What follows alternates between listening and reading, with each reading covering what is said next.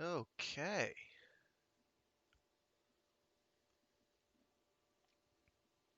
I think we're about ready.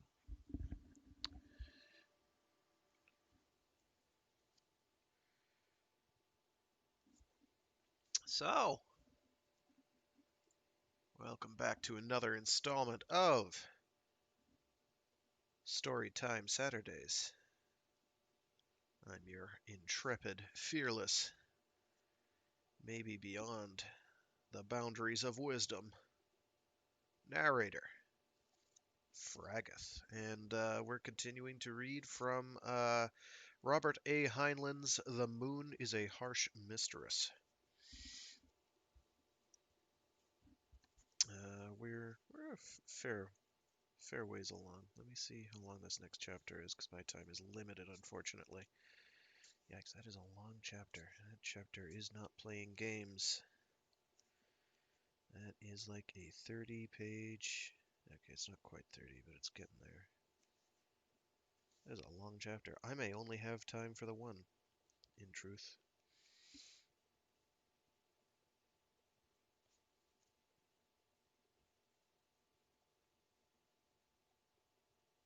So, previously, on The Moon is a Harsh Mistress. Probably be a good idea to turn that off. There we go. Previously on The Moon is a Harsh Mistress, the initial starting cell of the revolutionary cabal basically put their heads together and through Mike, the computer, they believe they should be able to actually have one up on Earth, Terra, the gravity well, by using their cargo launching railgun system and using it, repurposing it to chuck rocks um, at potential targets. Um, they haven't actually gone ahead and done this because they don't have the resources or the manpower to actually do something like that yet. But if they ever had to, they're working on planning that out. They also mostly just set up the basic framework for how they're going to work this revolution. So we'll see how that works out, I guess.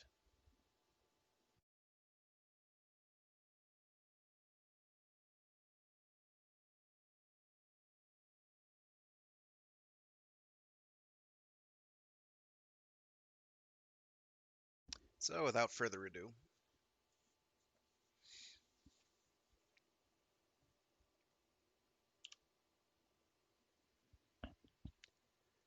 Chapter 9. Followed a long time during which would have been possible to forget anything as unlikely as revolution, had not details taken so much time. Our first purpose was not to be noticed. Long distance purpose was to make things as much worse as possible. Yes, worse. Never was a time, even at last, when all loonies wanted to throw off authority, wanted it bad enough to revolt. All loonies despised Warden and cheated authority. Didn't mean they were ready to fight and die. If you had mentioned patriotism to a loony, he would have stared, or thought you were talking about his homeland. We were transported Frenchmen whose hearts belonged to la belle patrie, ex-Germans loyal to Vaterland, Ruskies who still loved Holy Mother Russia. But Luna? Luna was the Rock, a place of exile, nothing to love. We were as non-political as a we were as non-political a people as history ever produced. I know, I was as numb to politics as any until circumstances pitched me into it. Wyoming was in it because she hated authority for a personal reason. Prof because he despised all authority in a detached intellectual fashion. Mike because he was a bored and lonely machine and was for him only game in town. You could not have accused us of patriotism. I came closest because I was third generation with total lack of affection for any place on Terra, Had been there, disliked it, and despised earthworms. Made me more patriotic than most. Average loony was interested in beer, betting, women, and work, in that order. Women might be second place, but first was unlikely.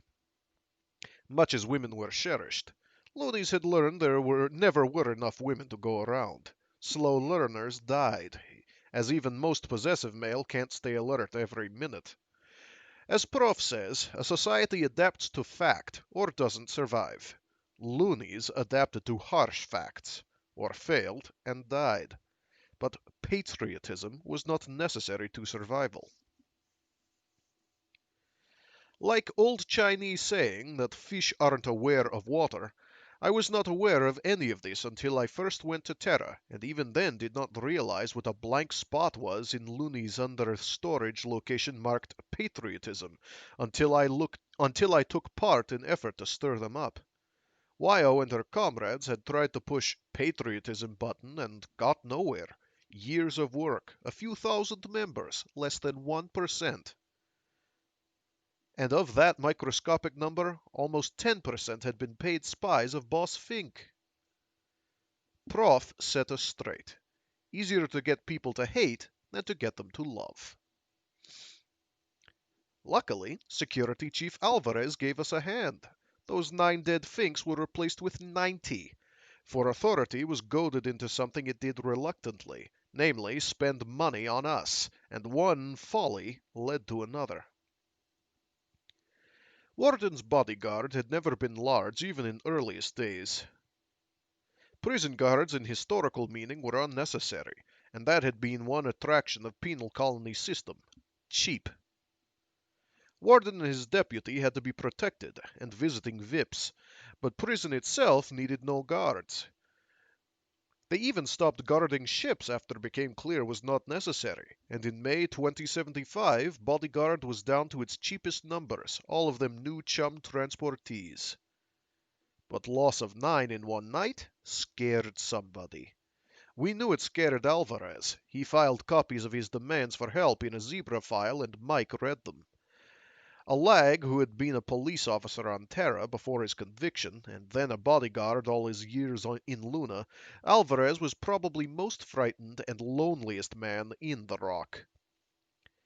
He demanded more and tougher help, threatened to resign civil service job if he didn't get it.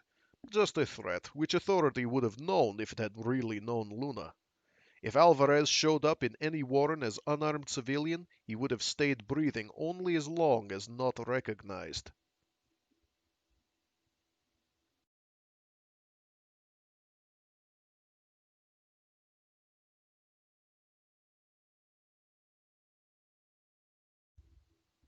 He got his additional guards.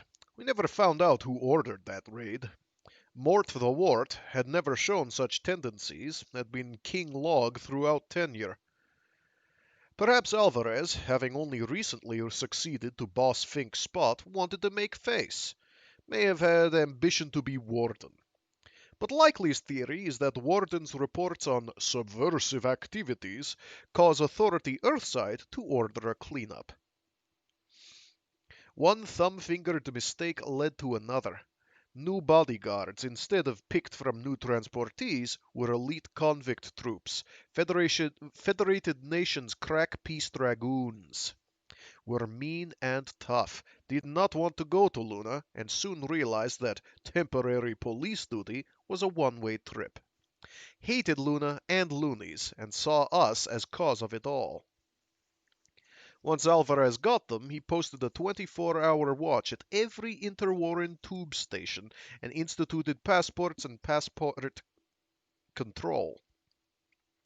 Would have been illegal had there been laws in Luna, since 95% of us were theoretically free, either born free or sentence completed.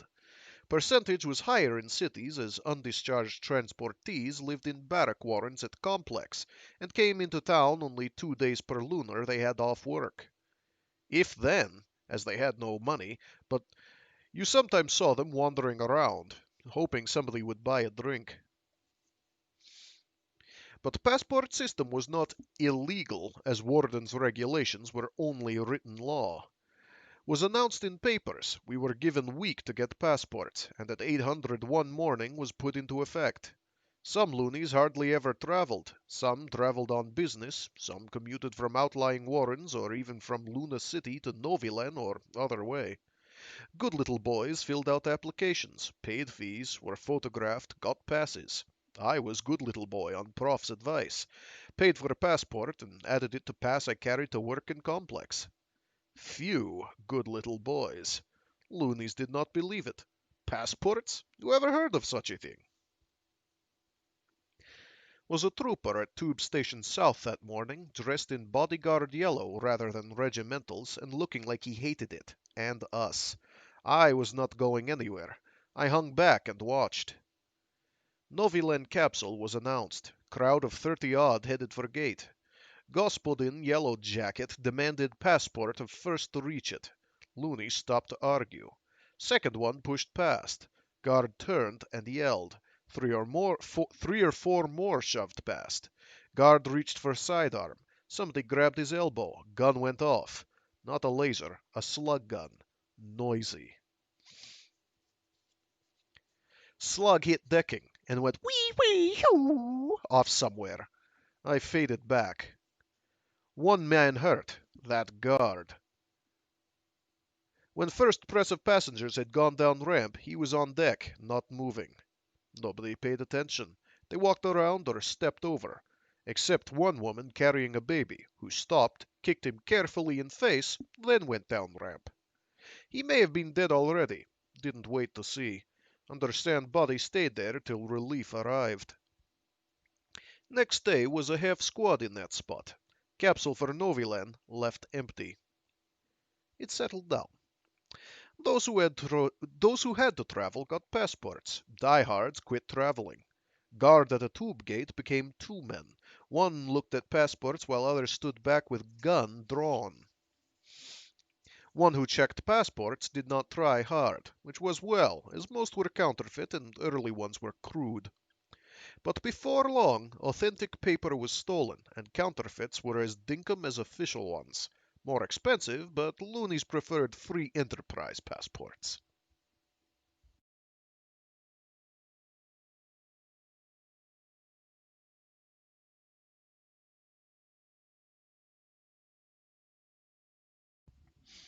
Our organization did not make counterfeits. We merely encouraged it, and knew who had them and who did not. Mike's records listed officially issued ones. This helped separate sheep from goats in files we were building, also stored in Mike, but in Bastille location, as we figured a man with counterfeit passport was halfway to joining us. Word was passed down cells in our growing organization never to recruit anybody with a valid passport. If recruiter was not certain, just query upwards, and answer came back. But guard's troubles were not over. Does not help a guard's dignity, nor add to peace of mind to have children stand in front of him, or behind out of eye, which was worse, and ape every move he makes, or run back and forth screaming obscenities, jeering, making finger motions that are universal. At least guards took them as insults. One guard backhanded a small boy, cost him some teeth. Result? Two guards dead, one loony dead. After that, guards ignore children. We didn't have to work this up. We merely encouraged it.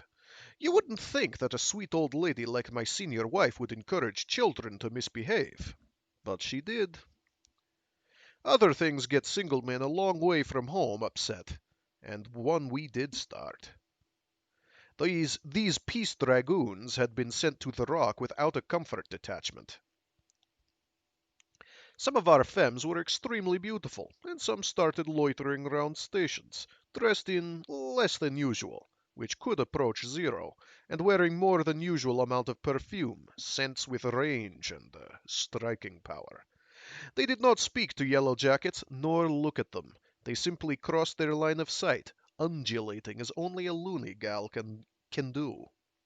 A female on Terra can't walk that way. She's tied down by 6 times too much weight.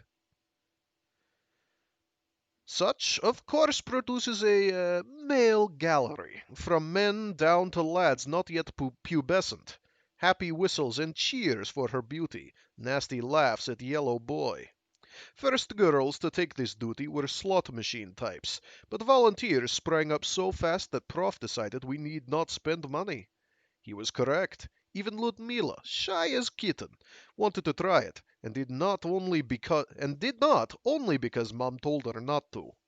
But Lenore, 10 years older and prettiest of our family, did try it, and Mom did not scold. She came back pink and excited and pleased with herself, and anxious to tease Enemy again. Her own idea. Lenore did not then know that revolution was brewing.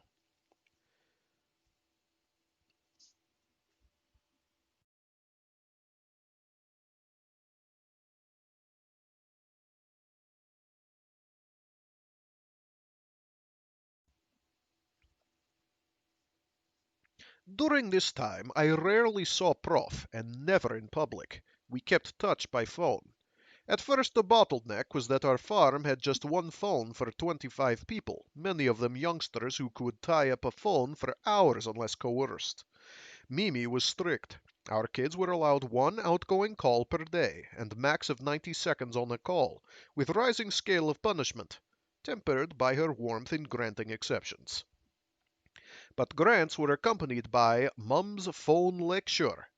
When I first came to Luna, there were no private phones.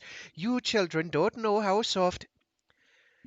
We were one of last prosperous families to install a phone. It was new in household when I was opted. We were prosperous because we never bought anything farm could produce. Mum disliked phone because rates to Luna City Co-op Com Company. Let's try that again. Oh my god. Mum disliked phone because rates to Luna City Co-op Com Company were passed on in large measure to authority. She never could understand why I could not. Why I could not. Since you know all about such things, Manuel dear. Steal phone service as easily as we liberated power. That a phone instrument was part of a switching system into which it must fit was no interest to her. Steal it I did, eventually. Problem with illicit phone is how to receive incoming calls. Since phone is not listed, even if you tell persons from whom you want calls, switching system itself does not have you listed. Is no signal that can tell it to connect other party with you. Once Mike joined conspiracy, switching was no com- was no. Once Mike joined conspiracy, switching was no problem. I had in workshop most of what I needed, bought some items and liberated others. Drilled a tiny hole from workshop to phone cupboard and another to Wyo's room. Virgin rock a meter thick, but the laser drill collimated to a thin pencil cuts rapidly. I unshipped listed phone, made a wireless coupling to line in its recess, and concealed it. All else needed were binaural receptors and a speaker in Wyo's room, concealed, and same in mine, and a circuit to raise frequency above audio to have silence on Davis' phone line, and its converse to restore audio incoming. Only problem was to do this without being seen, and Mum generaled that. All else was Mike's problem. Used no switching arrangements. From then on used Mycroft XXX only when calling from some other phone. Mike listened at all times in workshop and in Wyo's room. If he heard my voice or hers say Mike, he answered, but not to other voices. Voice patterns Voice patterns were as distinctive to him as fingerprints. He never made mistakes. Minor flourishes. Soundproofing Wyo's door, such as workshop door already had, switching to suppress my instrument or hers, signals to tell me she was alone in her room and door locked, and vice versa. All added up to safe means whereby Wyo and I could talk with Mike or with each other, or could set up talk of Mike, Wyo, Prof, and self. Mike would call Prof wherever he was. Prof would talk or call back from a more private phone. Or might be Wyo or myself had to be found. We were all careful to stay checked in with Mike. My bootleg phone, though it had no way to punch a call, could be used to call any number in Luna. Speak to Mike, ask for a Sherlock to anybody. Not tell him number. Mike had all listings and could look up a number faster than I could. We were beginning to see unlimited possibilities in a phone switching system alive and on our side. I got from Mike and gave Mom still another null number to call Mike if she needed to reach me. She grew chummy with Mike while continuing to think he was a man. This spread through our family. One day, as I returned home, Sidrus said, Manny, darling, your friend with the nice voice called. Mike Holmes wants you to call back. "Thanks, hon. Will." When are you going to invite him to dinner, man? I think he's nice. I told her Господин Holmes had bad breath, was covered with rank hair, and hated women. She used a rude word, Mum not being in earshot. You're afraid to let me see him. Afraid I'll opt out for him. I patted her and told her that was why. I told Mike and Prof about it. Mike flirted even more with my womenfolk after that. Prof was thoughtful. I began to learn techniques of conspiracy and to appreciate Prof's feelings that revolution could be an art.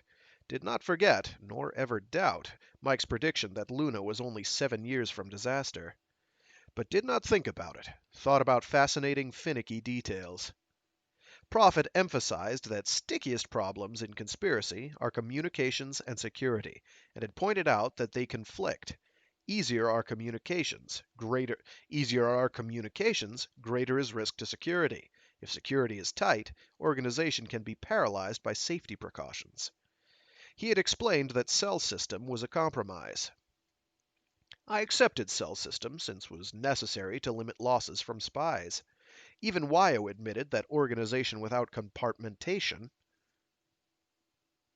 I would have thought it would be compartmentalization, but maybe that's different, could not work after he learned how rotten with spies, after she learned how rotten with spies old underground had been. But I did not like clogged communications of cell system. Like Terran dinosaurs of old, took too long to send message from head to tail, or back. So, talked with Mike. We discarded many linked channels I had suggested to Prof. We retained cells but based security and communication on marvelous possibilities of our dinkum thinkum. Communications. We set up a ternary tree of party names. Chairman, Господин Adam Celine, Mike. Executive cell, Bork, me, Betty, Wyo, Bill, Prof. Bork's cell, Cassie, Mum, Colin, Chang. Betty's cell, Calvin, Gregg, Cecilia, Sidrus, Clayton. Bill's cell, Cornwall, Finn Nielsen, Carolyn, Cotter, and so on. At seventh link, George supervises Herbert, Henry, and Hallie. By time you reach that level, you need 2,187 names with H, but turn it over to Savvy Computer who finds or invents them. Each recruit is given a party name and an emergency phone number. This number, instead of chasing through many links, connects with Adam Celine, Mike. Security. Based on double principle, no human being can be trusted with anything, but Mike could be trusted with everything.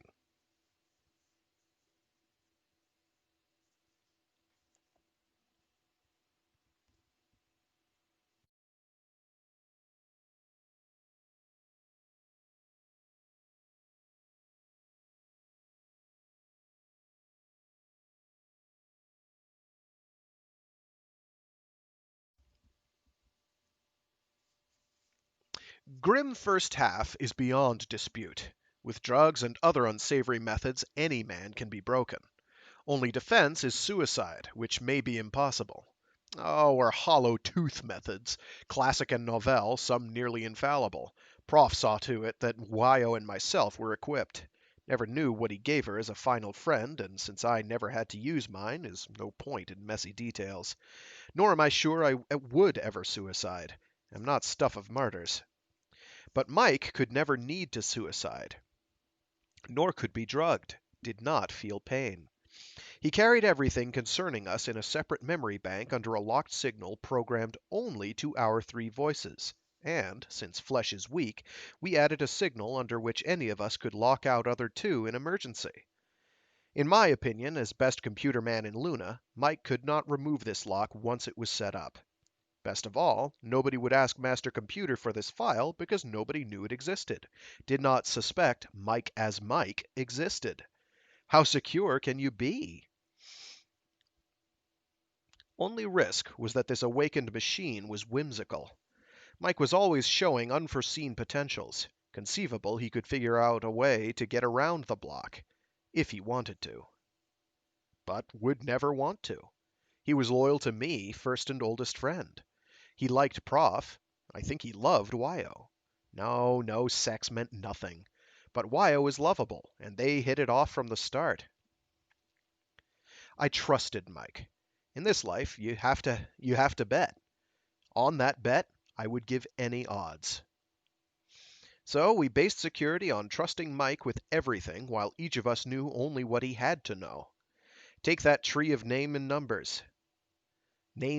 numbers. I knew only party names of my cellmates, and of three directly under me. Was all I needed. Mike set up party names, assigned phone numbers to each, kept roster of real names versus party names. Let's say party member Daniel, whom I would not know, being a D 2 levels below me, recruits Fritz Schultz. Daniel reports fact, but not name upwards. Adam Saline calls Daniel, assigns for Schultz party name Embrook, then phones Schultz at number received from Daniel, gives Schultz his name Embrook and emergency phone number, this number being different for each recruit. Not even Embrook's cell leader would know Embrook's emergency number. What you do not know, you cannot spill, not under drugs, nor torture, nor anything, not even from carelessness. Now, let's suppose I need to reach Comrade Embrook. I don't know who he is. He may live in Hong Kong or be a shopkeeper in nearest my home. Instead of passing message down, hoping it will reach him, I call Mike. Mike connects me with Embrook at once, in a Sherlock, without giving me his number. Or suppose I need to speak to Comrade who is preparing cartoon we are about to distribute in every taproom in Luna. I don't know who he is, but I need to talk to him. Something has come up. I call Mike. Mike knows everything. And again, I am quickly connected. And this comrade knows it's okay as Adam Saline arranged the call. Comrade Bork speaking, and he doesn't know me, but initial B tells him I am a VIP indeed. We have to change so-and-so. Tell your cell leader and have him check, but get on with it. Minor flourishes. Some comrades did not have phones. Some could be reached only at certain hours. Some outlying warrens did not have some phone service. No matter, Mike knew everything, and rest of us did not know anything that could endanger any but that handful whom we each knew face to face. After we decided that Mike should talk voice to voice, to any comrade under some circumstances, it was necessary to give him more voices and dress him up, make him 3 dimensions, create Adam Saline chairman of the Provisional Committee of Free Luna. Mike's need for more voices lay in fact that he had just one voter vocoder, whereas his brain could handle a dozen conversations, or 100, don't know how many, like a chess master playing 50 opponents, only more so. This would cause a bottleneck as organization grew and Adam Saline was phoned oftener, and could be crucial if we lasted long enough to go into action. Besides giving him more voices, I wanted to silence one he had. One of those so-called computer men might walk into Machine's room while we were phoning Mike, bound to cause even his dim wit to wonder if he found Master Machine apparently talking to itself.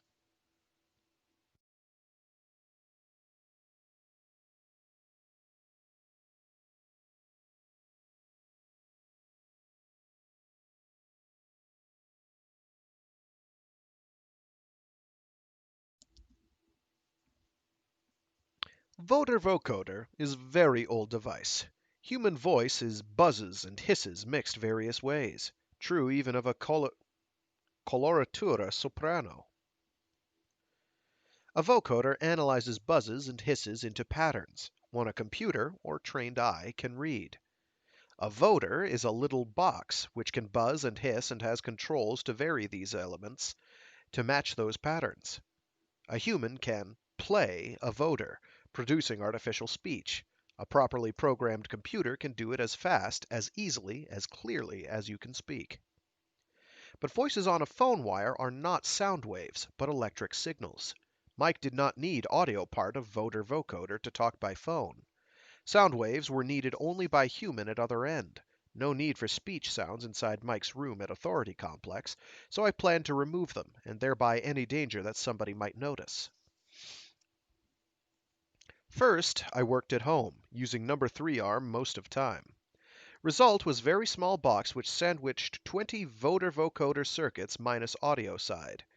Then I called Mike and told him to get ill in a way that would annoy Warden. Then I waited. We had done this get ill trick before.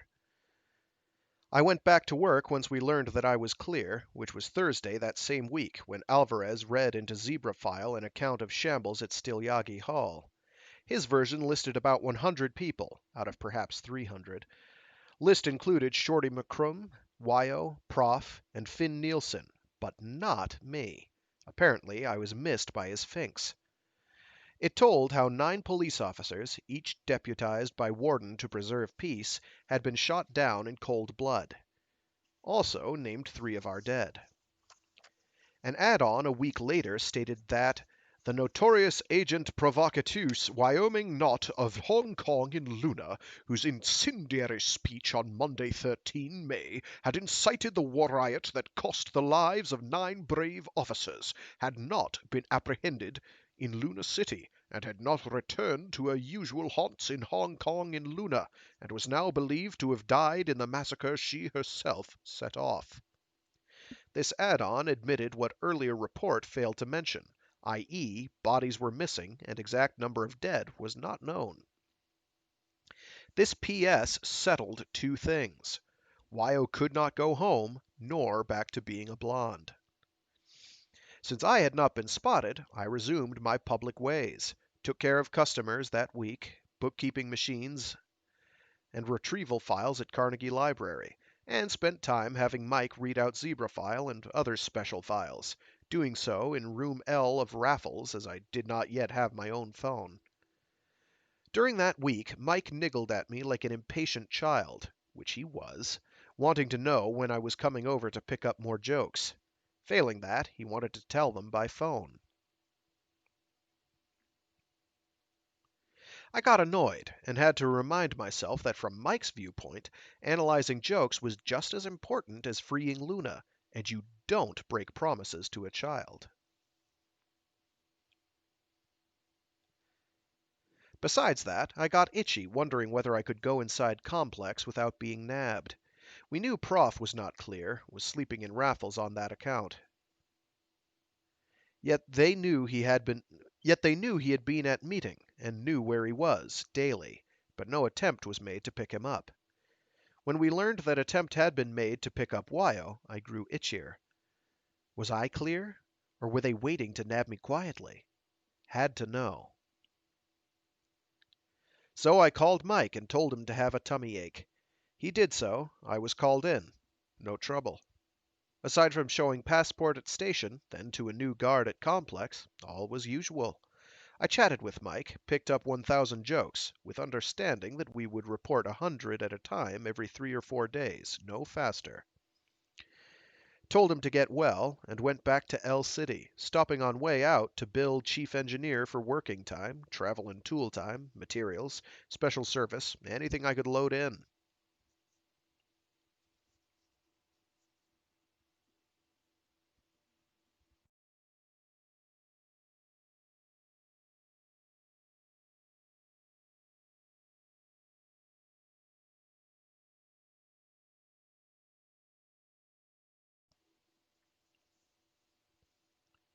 Thereafter, saw Mike about once a month.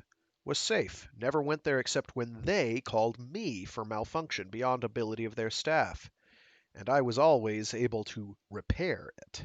Sometimes quickly, sometimes after a full day and many tests. Was careful to leave tool marks on cover plates, and had before and after printouts of test runs to show what had been wrong, how I analyzed it, what I had done. Mike always worked perfectly after one of my visits. I was indispensable. So, after I prepared his new voter vocoder add-on, didn't hesitate to tell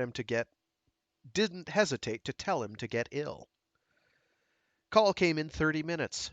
Mike had thought up a dandy. His illness was wild oscillations in conditioning Warden's residence. He was running its heat up, then down on an 11-minute cycle, while oscillating its air pressure on a short cycle. About 2 degrees Celsius per second, enough to make a man dreadfully nervy and perhaps cause earache. Oh no, 2 cubic centimeters.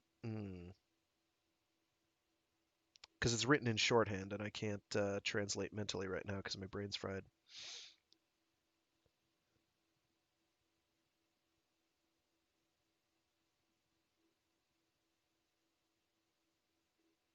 2C/S.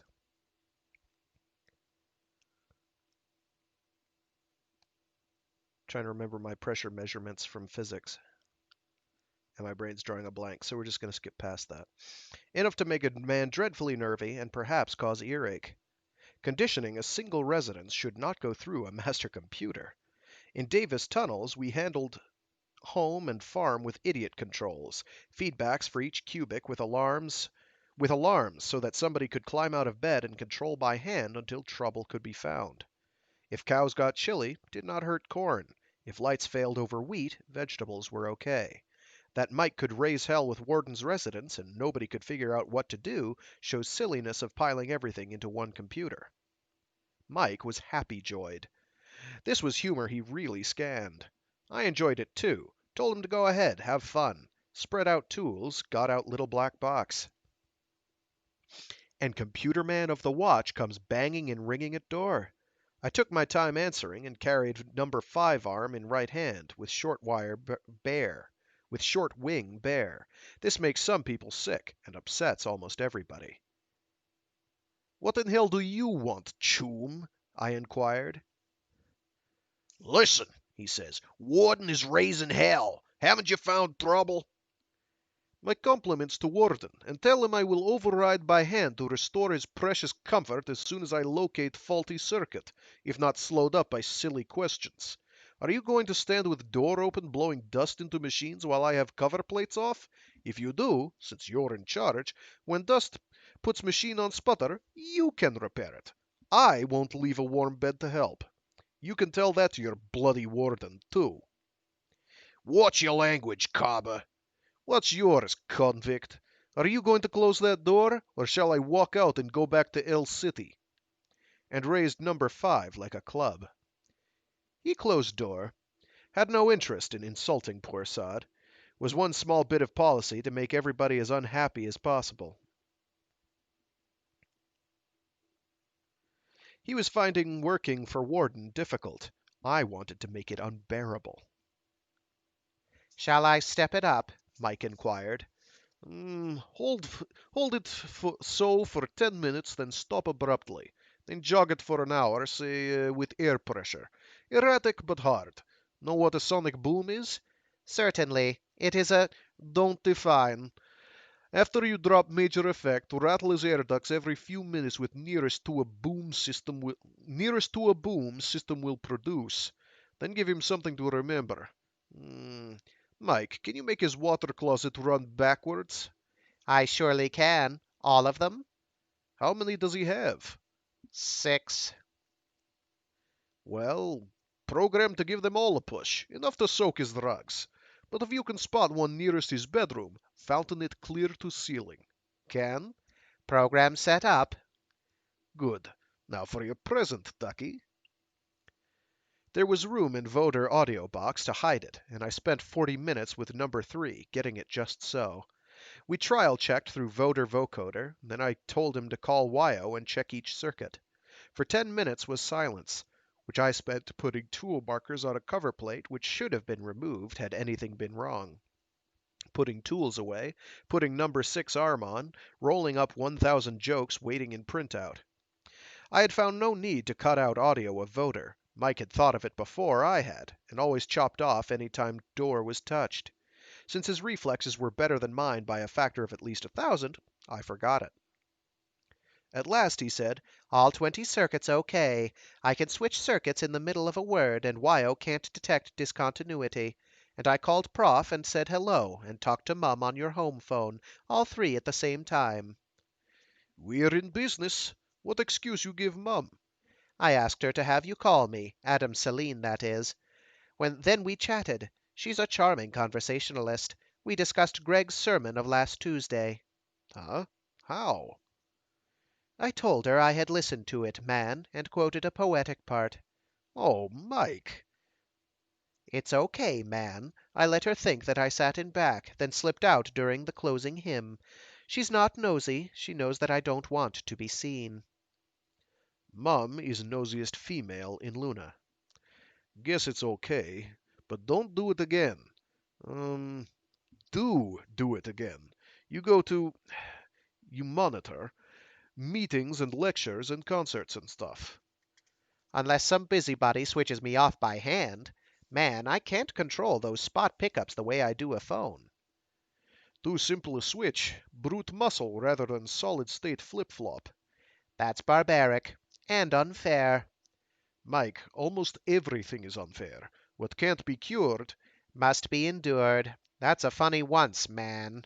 "Sorry. Let's change it. What can't be cured should be tossed out and something better put in. Which we'll do. What chances last time you calculated?" "Approximately 1 in 9, man." "Getting worse?" "Man, they'll get worse for months. We haven't reached the crisis." "With Yankees in cellar too. Ah well. Back to other matters. From now on, when you talk to anyone, if he's been to a lecture or whatever, you were there too. And prove it by recalling something." "Noted. Why, man?" "Have you read The Scarlet Pimpernel?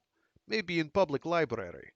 "Yes. Shall I read it back?" "No, no. You're our Scarlet Pimpernel, our John Galt, our Swamp Fox, our man of mystery. You go everywhere, know everything, slip in and out of town without passport. You're always there, yet nobody catches sight of you." His lights rippled, and he gave a subdued chuckle. "That's fun, man. Funny once, funny twice, maybe funny always." "Funny always. How long ago did you stop Gymkhana at Warden's?" 43 minutes ago, except erratic booms." "Bet his teeth ache. Give him 15 minutes more, then I'll report job completed." "Noted. Wyo sent you a message, man. She said to remind you of Billy's birthday party." "Oh my word. Stop everything. I'm leaving. Bye." I hurried out. Billy's mother is Anna, probably her last, and right well she's done by us. 8 kids, 3 still home. I try to be as careful as Mum never to show favoritism. But Billy is quite a boy, and I taught him to read. Possible he looks like me. Stopped at Chief Engineer's office to leave Bill, and demanded to see him. Was let in, and he was in belligerent mood. Warden had been riding him.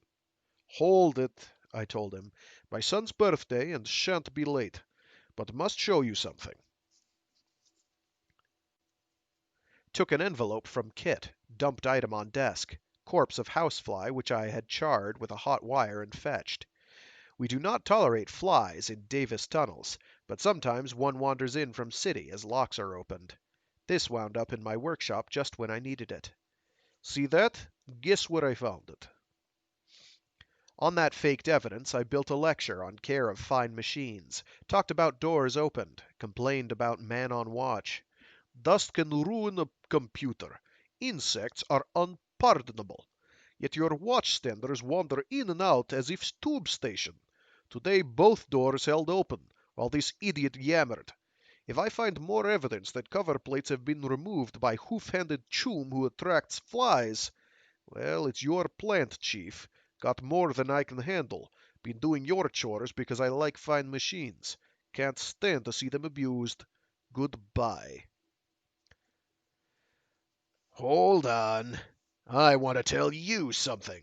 Sorry, got to go. Take it or leave it. I'm no vermin exterminator. I'm a computer man. Nothing frustrates a man so much as not letting him get in his say. With luck and help from Warden, Chief Engineer would have ulcers by Christmas. Was late anyhow, and made humble apology to Billy. Alvarez had thought up new wrinkle, close search on leaving complex. I endured it with never a nasty word for dragoons who searched me, wanted to get home. But those 1,000 jokes bothered them.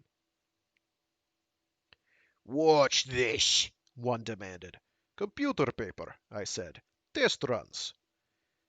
His mate joined him. Don't think they could read. They wanted to confiscate, so I demanded they call Chief Engineer. They let me go. I felt not displeased. More and more such guards were daily more halted. More and more such guards were daily more hated.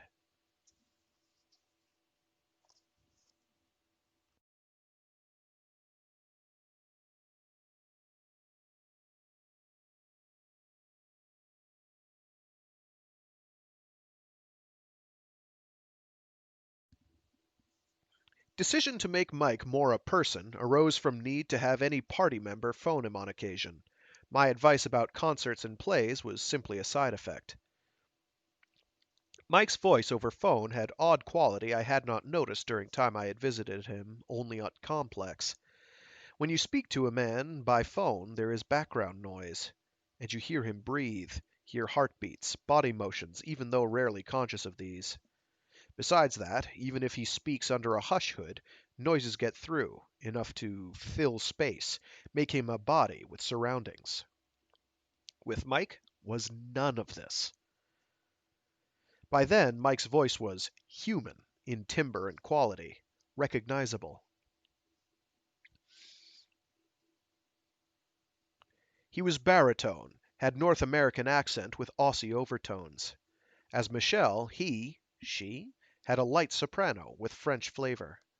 Mike's personality grew also. When first I introduced him to Wyo and Prof, he sounded like a pedantic child. In short weeks he flowered until I visualized a man about my own age. His voice, when he first woke, was blurred and harsh, hardly understandable. Now it was clear, and choice of words and phrasing was consistent. Colloquial to me, scholarly to Prof, gallant to Wyo, variation one expects of mature adults. But background was dead. Thick silence. So we filled it.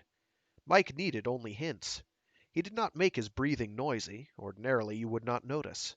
But he would stick in touches.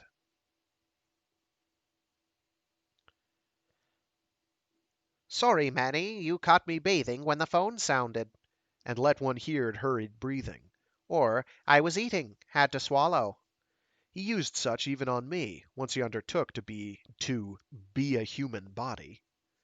We all put Adam Celine together, talking it over at Raffles. How old was he? What did he look like? Married? Where did he live? What work? What interests? We decided that Adam was about 40, healthy, vigorous, well educated, interested in all arts and sciences, and very well grounded in history, a match chess player, but little time to play. He was married in communist type, a troika in which he was senior husband. 4 children. Wife and junior husband not in politics, so far as we knew. He was ruggedly handsome, with wavy iron gray hair, and was mixed race, second generation one side, third on other. Was wealthy by loony standards, with interests in Novilen and Kongville, as well as El City. He kept offices in Luna City, with an outer office with a dozen people plus private office staffed by male deputy and female secretary. Wyo wanted to know, was he bundling with secretary? I told her to switch off, was private. Wyo said indignantly that she was not being snoopy. Weren't we trying to create a rounded character? We decided that offices were in Old Dome, Third Ramp, South Side, heart of Financial District. If you know El City, you recall that in Old Dome, some offices have windows since they can look out over floor of dome. I wanted this for sound effects. We drew a floor plan, and had that office existed, it would have been between Etna Luna and Greenberg and Co. I used pouch recorder to pick up sounds at spot. Mike added to it by listening at phones there.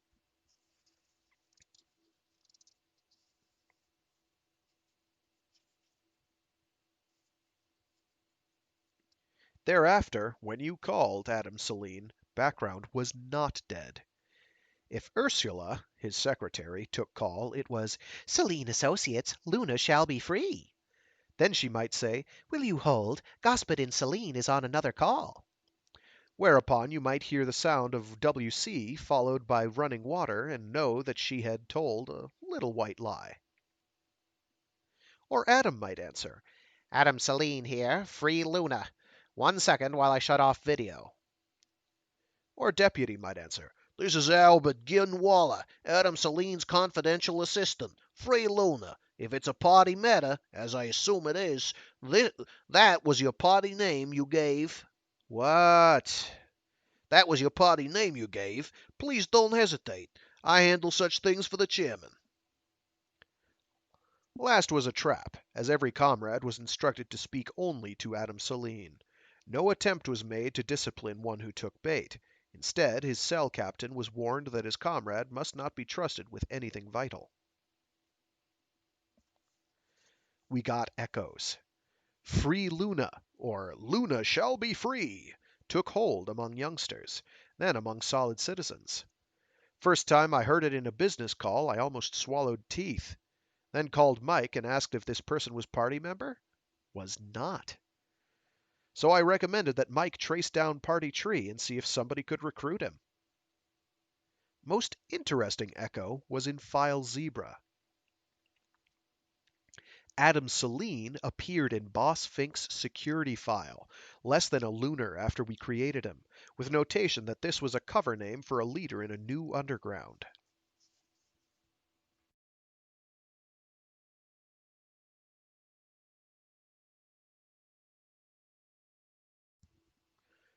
Alvarez's spies did a job on Adam Celine. Over course of months, his File Zebra dossier built up. Male, 34 to 45, offices south face of Old Dome, usually there 0900 to 1800, except Saturday. But calls are relayed at other hours. Home inside urban pressure as travel time never exceeds 17 minutes. Children and household. Activities include stock brokerage, farming interests. Attends theater, concerts, etc. Probably member Luna City Chess Club and Luna Associated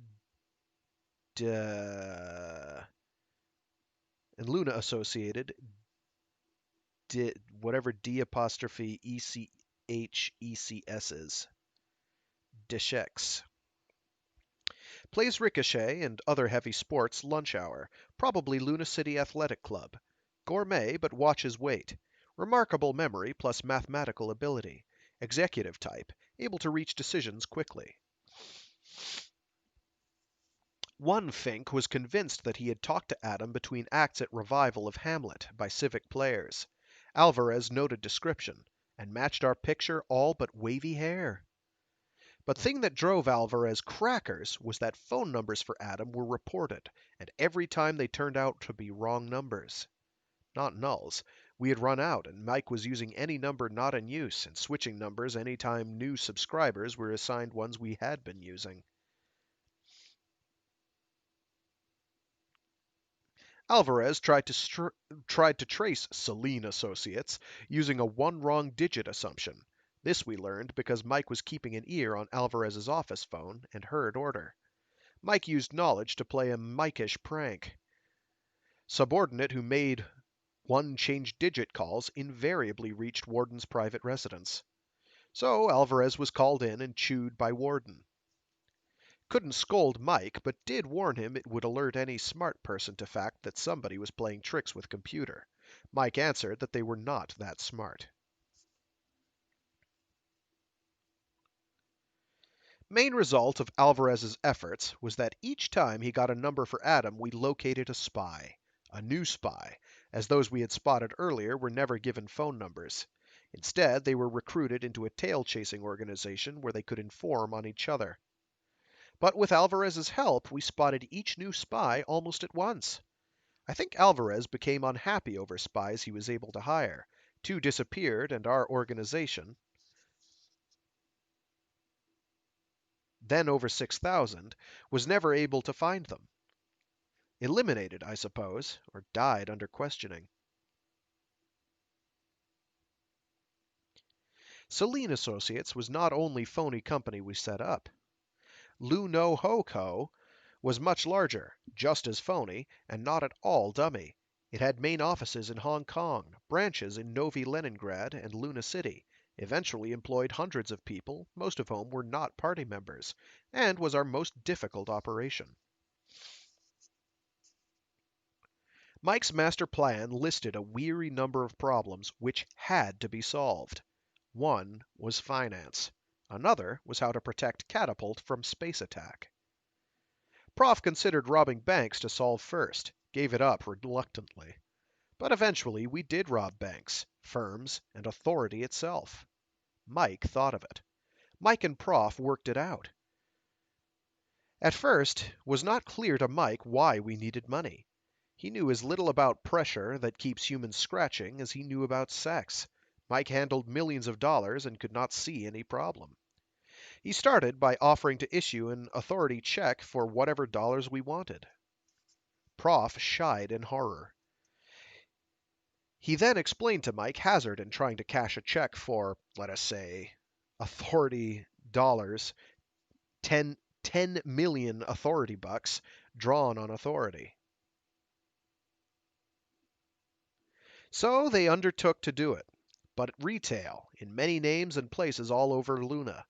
Every bank, firm, shop, agency, including authority, for which Mike did accounting, was tapped for party funds. Was a pyramid swindle based on fact, unknown to me, but known to Prof and latent in Mike's immense knowledge, that most money is simply bookkeeping. Example. Multiply by hundreds of many types. My family son Sergey, 18 and a party member, is asked to start account at Commonwealth Shared Bank. He makes deposits and withdrawals. Small errors are made each time. He is credited with more than he deposits, is debited with less than he withdraws. A few months later, he takes job out of town and transfers account to Tyco under Mutual. Transferred funds are 3 times already inflated amount. Most of this he soon draws out in cash and passes to his cell leader. Mike knows amounts Sergey should hand over, but since they do not know that Adam Celine and Bank's computer bookkeeper are one and the same, they have each been instructed to report transaction to Adam. Keep them honest, though scheme was not. Multiply this theft of about 3,000 Hong Kong bucks by hundreds somewhat like it. I can't describe jiggery pokery Mike used to balance his books while keeping thousands of thefts from showing, but bear in mind that an auditor must assume that machines are honest. He will make test runs to check that machines are working correctly, but will not occur to him that tests prove nothing because machine itself is dishonest. Mike's thefts were never large enough to disturb economy. Like half-liter of blood, amount was too small to hurt donor. I can't make up mind who lost. Money was swapped around so many ways. But scheme troubled me. I was brought up to be honest, except with authority. Prof claimed that what was taking place was a mild inflation offset by fact that we plowed money back in. But I should remember that Mike had records, and all could be restored after revolution. With ease, since we would no longer be bled in much larger amounts by authority. I told conscience to go to sleep. Was pipsqueak compared to swindles by every government throughout history in financing every war, and is not revolution a war? This money, after passing through many hands, augmented by Mike each time, wound up as senior financing of Luno Ho Company. Was a mixed company, mutual and stock. Gentlemen adventurer guarantors who backed stock put up that stolen money in own names. Won't discuss bookkeeping this firm used, since Mike ran everything, was not corrupted by any tinge of honesty. Nevertheless, its shares were traded in Hong Kong Luna Exchange and listed in Zurich, London, and New York. Wall Street Journal called it an attractive high-risk, high-gain investment with novel growth potential.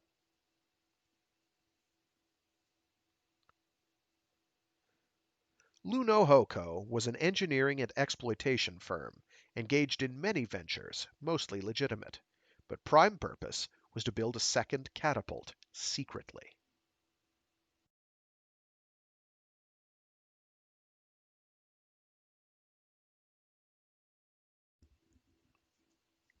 Operation could not be secret. You can't buy or build a hydrogen fusion power plant for such and not have it noticed. SunPower was rejected for obvious reasons. Parts were ordered from Pittsburgh, standard Univ Calif equipment, and we happily paid their royalties to get top quality. Can't build a stator for a kilometers-long induction field without having it noticed either. But most people you cannot do But most important, you cannot do major construction hiring many people and not have it show. Sure, catapults are mostly vacuum. Stator rings aren't even close together at ejection end. But Authority's 3G catapult was almost 100 kilometers long.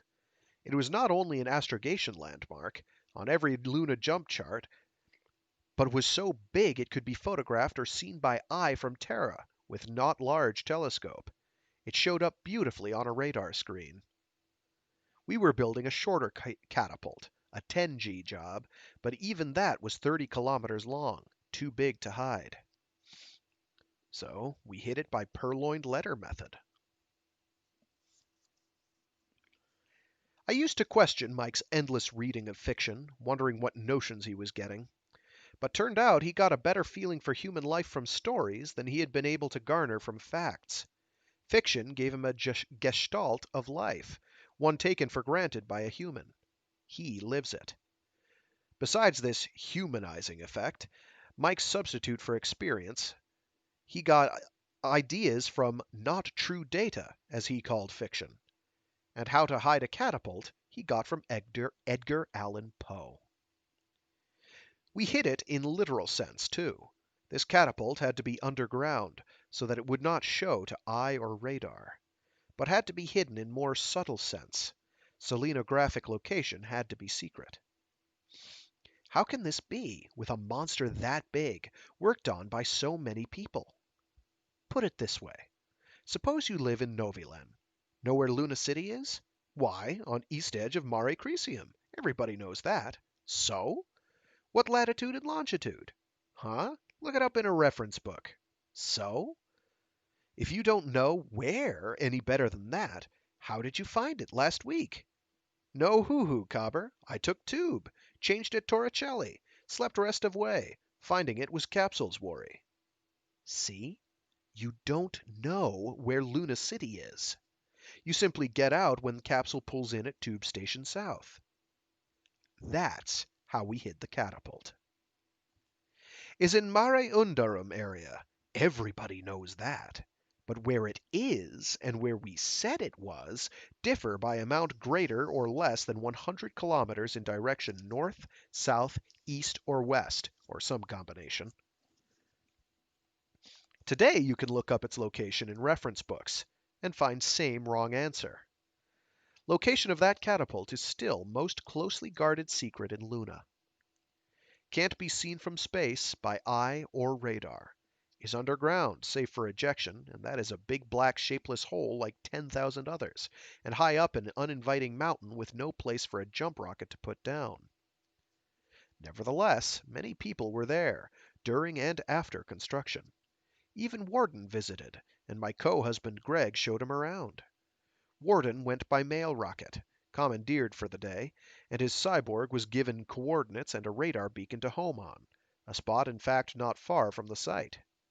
But from there was necessary to travel by Roligon, and our lorries were not like passenger buses from Ennsville to Beluthahatchee in old days. They were cargo carriers, no ports for sightseeing, and a ride so rough that human cargo had to be strapped down.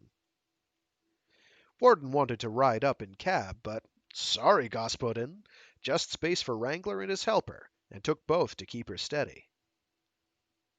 3 hours later he did not care about anything but getting home. He stayed 1 hour and was not interested in talk about purpose of all this drilling and value of resources uncovered. Less important people, workmen and others, traveled by interconnecting ice exploration bores, still easier way to get lost.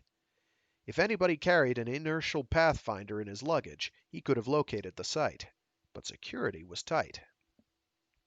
One did so, and had accident with P-suit. His effects were returned to L City, and his pathfinder read what it should, i.e. what we wanted it to read, for I made hurried trip out with number 3 arm along. You can reseal one without trace, if you do it in nitrogen atmosphere. I wore an oxygen mask at slight overpressure. No hoo-hoo. We entertained VIPs from Earth, some high in authority. They traveled easier underground route. I suppose Warden had warned them. But even on that route is one 30-kilometer stretch by Roligon. We had one visitor from Earth who looked like trouble, a Dr. Dorian, physicist and engineer.